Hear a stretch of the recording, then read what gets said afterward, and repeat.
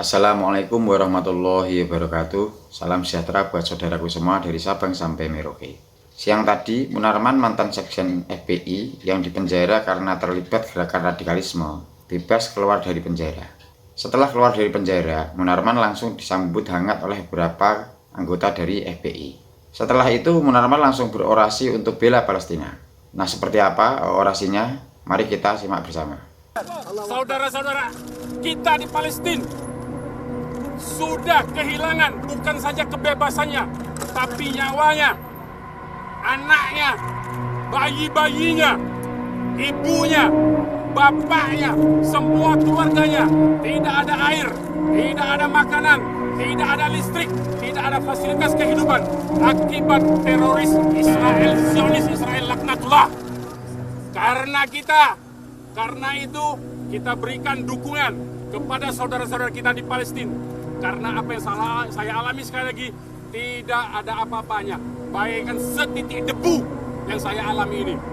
Alhamdulillah, saudara-saudara kita di Palestina mendapatkan ujian dan mendapatkan hadiah istimewa dari Allah Subhanahu wa Ta'ala.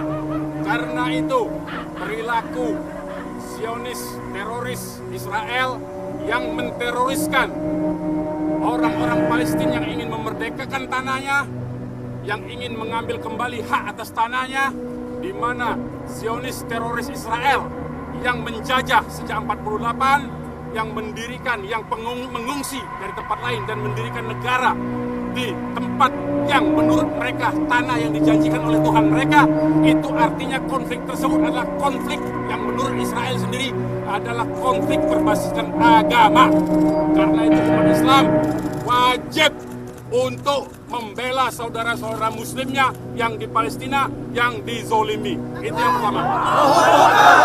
Yang kedua, saya mendapatkan informasi A1, yaitu bahwa umat Islam dan ajaran Islam akan terus mendapatkan fitnah duhaimah.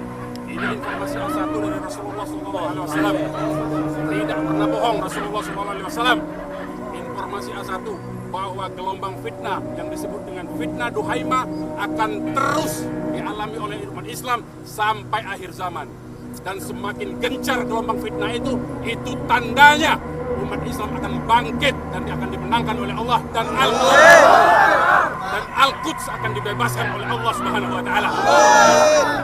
Kira-kira apa yang menjadi tujuan Munarman ataupun FPI dan HTI belakangan ini berusaha menunjukkan bahwa mereka itu sangat peduli dengan Palestina? Menurut saya tujuan diantaranya adalah, jadi yang pertama, mereka itu mencari panggung. Karena sebentar lagi, yaitu tahun 2024, kan ada Pilpres ya.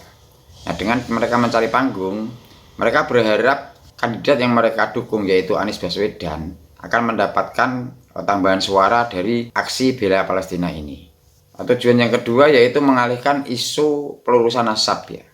Jadi mereka ingin agar isu pelurusan nasab ini berhenti, agar para habib yang ada di Indonesia ini bebas mendoktrin dan memprovokasi umat untuk menguasai bangsa kita.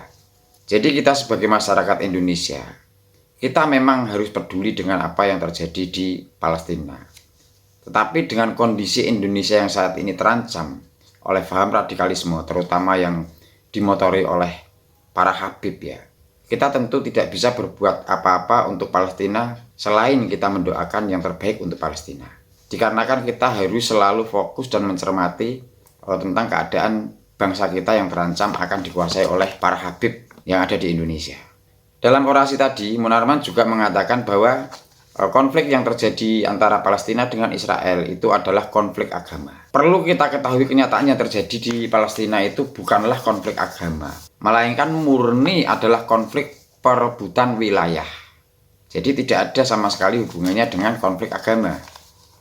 Ini biasa mereka, kelompok-kelompok yang selalu mengkisruh NKRI ini, mereka selalu mengatasnamakan agama. Mereka selalu mempolitisasi agama untuk kepentingan mereka. Maka kita sebagai masyarakat harus cermat dan hati-hati. Jangan sampai kita terprovokasi oleh kelompok radikalisme yang ada di Indonesia untuk melawan pemerintahan yang sah. Jadi perlu kita ketahui bersama bahwa ciri nyata komunis adalah yang pertama, melawan pemerintahan yang sah. Yang kedua, hendak mengganti ideologi Pancasila. Nah, begitu juga yang terjadi sekarang. Jadi FPI, HTI dengan ideologi khilafahnya, itu mereka jelas selalu berusaha merongrong melawan pemerintahan yang sah. Yang kedua, mereka juga ingin mengganti ideologi Pancasila. Jadi kelompok apapun yang berusaha memprovokasi masyarakat untuk melawan pemerintahan yang sah, itu sudah merupakan ciri-ciri komunis zaman sekarang. Di antara kelompok itu adalah HTI, FPI, NII, Ikhwanul Muslimin, JI. Mereka semua selalu dalam orasinya memprovokasi masyarakat untuk membenci, merongrong, bahkan melawan pemerintahan yang sah. Dan mereka semua itu juga ingin mengganti ideologi Pancasila dengan ideologi yang mereka usung. Nah, berikutnya dalam orasinya Munarman juga menyatakan bahwa umat Islam wajib untuk membela Palestina. Perlu kita ketahui kapasitas seorang Munarman dalam menyampaikan suatu statement bahwa umat Islam Indonesia itu wajib membela Palestina. Itu Munarman sebagai apa? Kalau dia sebagai ustadz dari aliran atau jamaah mana? Karena perlu kita tahu bahwa FPI, HTI ataupun kelompok radikalisme yang lainnya sebetulnya adalah sebagian kecil atau minoritas dari Islam di Nusantara ini. Dimana kita ketahui bersama bahwa Islam di Nusantara ini, jamaah atau organisasi yang terbesar adalah Nahdlatul Ulama, yang warganya tidak kurang dari 150 juta. Sehingga sebetulnya yang paling layak untuk mengeluarkan suatu fatwa tentang suatu hal tidak lain dan tidak bukan adalah PBNU, bukan dari kelompok atau organisasi yang menjadi minoritas dari Islam di Nusantara ini. Nah, ini penting kita ketahui agar masyarakat tidak bingung. Sedikit-sedikit mereka itu yang menjadi minoritas berteriak mengatasnamakan umat Islam, padahal mereka itu minoritas dari umat Islam. Seringkali mereka mengatasnamakan umat Islam, mengatasnamakan ulama, padahal mereka itu kelompok minoritas. Dalam orasinya tadi Munarman juga mengatakan bahwa dirinya mendapat berita A1 dari Rasulullah Shallallahu Alaihi Wasallam, dan dia bilang bahwa Rasulullah tidak mungkin berbohong. Kita perlu berpikir secara rasional ya. Seorang Munarman yang mengatakan dapat berita A1 itu artinya langsung ya. Dia dapat berita dari Rasulullah Shallallahu Alaihi Wasallam. Secara rasional itu kan sangat tidak masuk akal ya. Seperti halnya saya, umpamanya saya menyatakan bahwa saya mendapat kabar dari Rasulullah Shallallahu Alaihi Wasallam, tentu tidak akan ada orang yang percaya.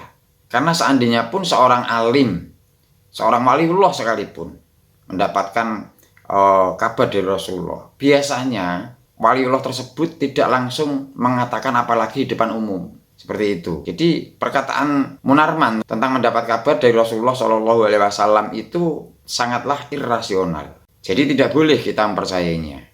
Beberapa waktu Munarman juga ikrar setia terhadap NKRI ya. Tetapi kenyataannya setelah dia keluar dari penjara, saya kira tidak ada perubahan sama sekali ya sebelum dia masuk penjara. Artinya ikrar itu nggak ada gunanya menurut saya. Nah, mari kita simak bagaimana ikrar yang diucapkan oleh Munarman beberapa waktu yang lalu. Saya bersumpah, satu, niat ikhlas beribadah kepada Tuhan Yang Maha Esa, Allah Subhanahu wa Ta'ala. Dua, melepaskan baiat saya dari amir atau kepemimpinan kelompok atau jaringan radikalisme dan terorisme yang bertentangan dengan Negara Kesatuan Republik Indonesia.